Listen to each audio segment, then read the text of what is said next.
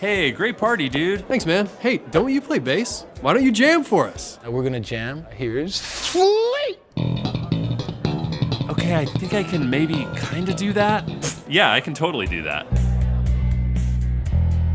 Awkward. So boring. I've always secretly hated that guy. Hey, listen. Hey, this sucks, right? How come when a pro goes to jam, it sounds amazing? But when you try to come up with something cool on the spot, all you get is boring root notes and asked to leave. But seriously, here's the thing. You don't really need to be a half-naked bass god to jam. With these 10 stupidly simple jamming cheat codes I've stolen from the legends themselves, you'll be able to easily make up stuff on the spot and sound instantly badass, whether you're jamming with live human people or a play-along track. And yes, these really work. This jam is only using these cheat codes. And you can literally do this by the end of the video just by watching, so strap in. Because without this first cheat code, your playing is certain to make your listeners feel awkward. You need a shortcut to killer grooves so you can permanently save your ass from ever sounding this bad, and the secret is Bootsy's funk formula. 1, 2, 3, and you hit on the one, you know, one, you know. You know, and that's the funk. The One powered the funk engines of James Brown, Parliament Funkadelic, Prince, and the whole future of funk. All you gotta do is hit right on beat 1. Ha! If you don't do this, people will be upset. Which is why I covered it in one of my first ever BassBuzz videos on YouTube. Isn't he cute? Check out Bootsy using this out in the wild. Once that one lands, anything goes. Notice the one always hits in every bar, or sometimes every 2. But it's not just for funk. No matter what track you're trying to jam on, the one can save your butt. You can adapt the funk formula by hitting a long note on 1 to fill up the bar. But what if you want to do what Bootsy does and fill the rest of the bar with different notes and rhythms? How do you figure out what to do? Watch on, because you can combine this with the remaining 9 cheat codes, and then you can last in a jam for more than a minute without playing the same thing over and over and over or getting confused. Because without the next cheat code, you don't have a fail-safe way to fill the rest of the bar after beat 1. This next move comes from the genius bass lines of John McVie from Fleetwood Mac. And it's gonna sound stupidly simple, but it just magically works over anything and sounds great. Can you spot what John McVie is doing in this song that he's also doing in this song?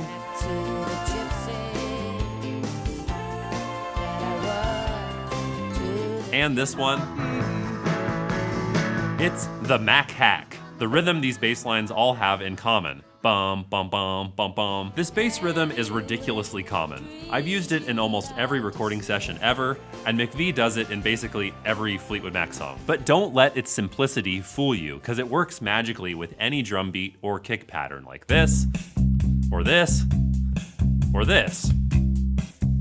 You've got solid quarter notes on 1 and 3, the strong beats, but some intrigue with offbeats on beats 2 and 4. So you might not be sure what rhythm fits with the drum beat, just use the Mac hack and it automatically turns your fumbly, empty bars into super solid bass. Now, a lot of beginning jammers have like 1 or 2 cheat codes they do instinctively, and with the rhythm moves you've got so far, now maybe only half the people are leaving the room, but you still don't have a cheat code for coming up with notes. So, you're just stuck playing root notes forever.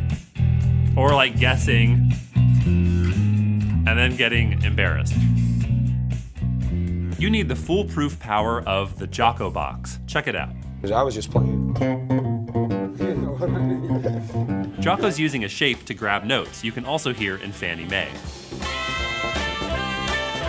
Wait a minute, isn't this just the blues box from that old BassBuzz video that everyone already knows and uses? Yeah. But it sounds cooler if we call it the Jaco box. And it's insanely useful on bass. It's easy to play anywhere on the neck because you only need 3 frets. It works on any chord, major or minor, and it works in any style. Funk, rock, blues, rock ripping off blues. So now you can take your Bootsy formula, confidently hunt some notes in the Jaco box, leaning back on the Mac hack if you're not sure about rhythm. And you're f***ing jamming, my friend. Give me a high five on that like and subscribe button down there. But there's an even easier trick to getting cool sounding notes. Every bass student knows about octaves and that supposedly they make your playing sound cooler. But if you don't know how to use them, they're kinda meh. But you can get them auto cool with a move I call the flea jump. Cause like fleas jump and flea jumps. Octaves. Yeah, can you spot how Flea is using octaves here to make him sound cool?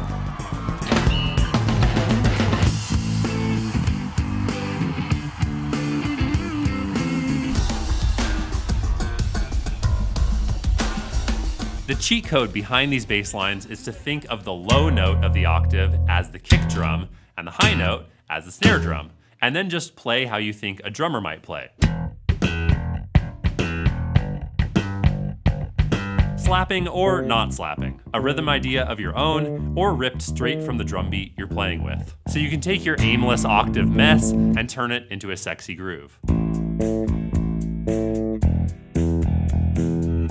I'm really excited to show you this next cheat code, because a lot of beginners miss it, but it's the best way to keep your playing from sounding boring after a few minutes of jamming. Because you can get a decent bass line going now, but if you just keep playing it over and over and over, it'll stop sounding good and the cruel laughter will resume. Seriously, why are you friends with these people? Well, I can't find you new friends, but I can show you the Marcus formula. Like, formula. That'll make sense in a second. Can you hear how Marcus keeps his playing eternally non-boring?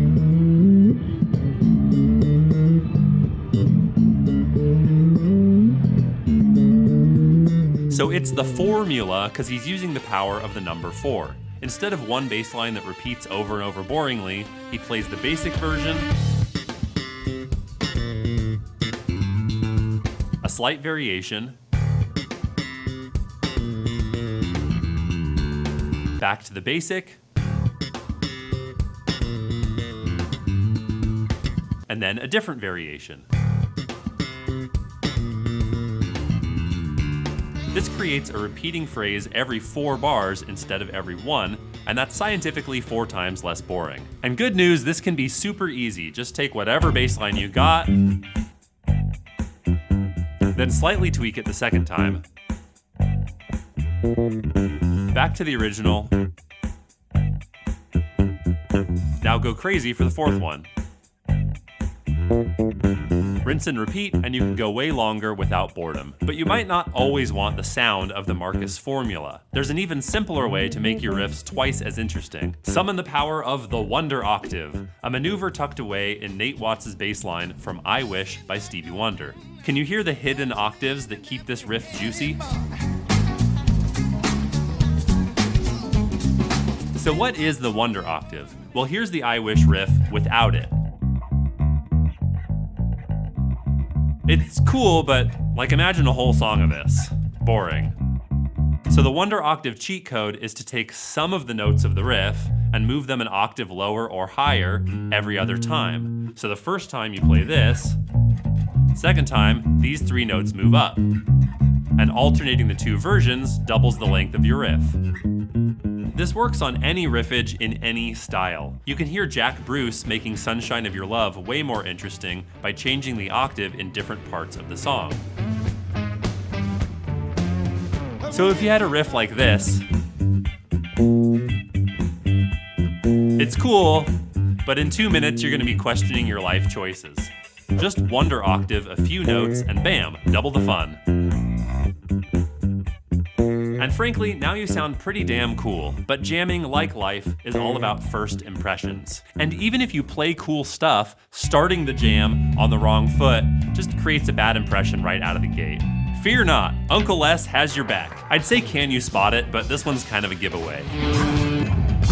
It's the Primus slide, a beefy bass slide that makes you feel like f yeah from the very start. Sliding into a jam is a cheat code for projecting more confidence. The only catch is you gotta combine this with Bootsy's 1 so that you stick the landing and avoid a catastrophe. And it's not just Les. Once you start listening for bass slides, you won't be able to stop hearing them. slides can start your jams, and you can also use them mid-riff to sound more badass, like Michael Anthony's classic slide in Runnin' with the Devil, which I teach early on in my comprehensive Beginner to Badass course, which goes in depth on creating cool bass lines and surviving jam sessions. Find that over at BassBuzz.com. The slide gives an instant confidence boost, taking this weak sauce, oh, hold on, sorry guys, can we start over? To this. Throw in some flea jumps and baby, you got a stew going. But if you're gonna make a stew, you need more than just meat. Yes, we're committing to this analogy. You need some spice to add to your notes so you sound even more confident and your stew tastes good. Here is an adequate jam.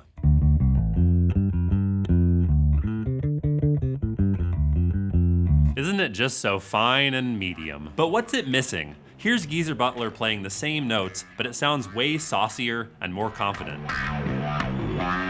How does he do it? Yeah, it's the Geezer bend. Meow. Bends are amazing because you don't have to think of another note.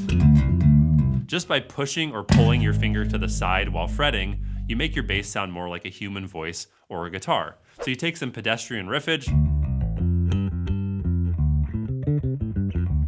throw in a Primus slide and some Geezer bends, and you'll impress the crap out of your now apologetic fake friends. But sometimes, no matter how much you use all these cool cheat codes, you'll get kind of sick of hearing yourself jam. And there's a weird solution.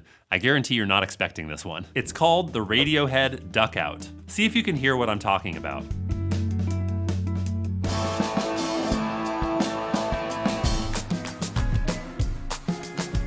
All right, why am I playing you all these clips where he's barely playing anything? Behold the majesty of the Radiohead Duck Out. Colin Greenwood is the master of playing super sparse bass lines. This makes space for the rest of the band, but it also sets you up to get super pumped when the bass comes back in. Here's the thing, beginners think that they always have to be playing, but then you just run out of ideas and feel bored and awkward. But in many songs, the bass actually doesn't play in every section. So when the bass does come in, it's exciting and keeps songs from feeling flat. And Greenwood takes it a step further by playing bass lines that have a ton of space integrated with the notes, so you never get tired of hearing them. So you're jamming, you're sounding good, but before you get sick of yourself, just drop out.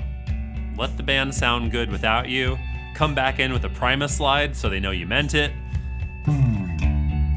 You just gotta have the confidence to handle people's stares when you stop playing. Yeah, I know, I'm not playing.